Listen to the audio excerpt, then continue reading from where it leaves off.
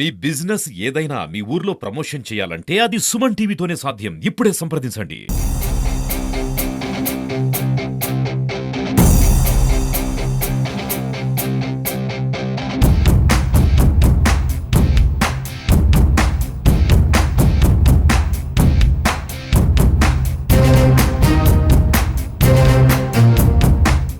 Sir మదనపల్లిలో ముఖ్యంగా చెట్లు నాటడానికి కారణం ఏంటి?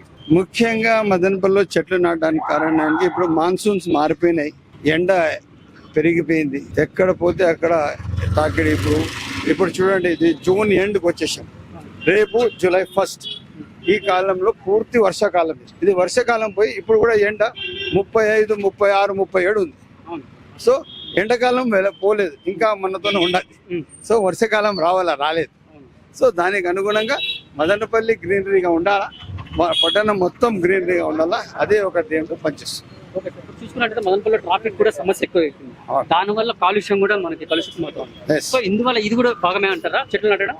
అదే కాలుష్యాని కోసము చెట్లు నాటుతాను. సేమ్ టైం వచ్చి ట్రాఫిక్ సమస్య పైన ప్రత్యేక కార్యాచరణ ఉంది. ఏరియా డెవలప్మెంట్ చేస్తూ, రోడ్ వైడనింగ్ చేస్తూ, పూర్తి స్థాయిగా ఆల్టర్నేట్ రోడ్లు, ఫ్లైఓవర్లు అన్ని ఇవ్వాలని చెప్పి ప్రజలు నిర్ణయించుకున్నాం. అదే విధంగా మనం పనిచేస్తాం. ఎక్కడ కూడా కానీ దానికి రెండో మాట లేదు.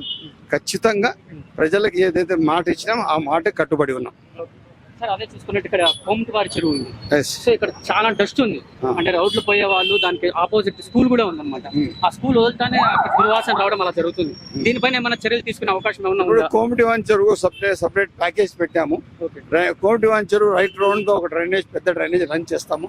మళ్ళా కోమటివారి చెరువు అంతా క్లీన్ చేసిందే, అది ఒక పాండ్ లాగా తయారు చేసి బోటింగ్ ప్రజలకు అందుబాటులో ఉండేటట్టుగా చేస్తాం పూర్తిగా. Thank you sir, thank you.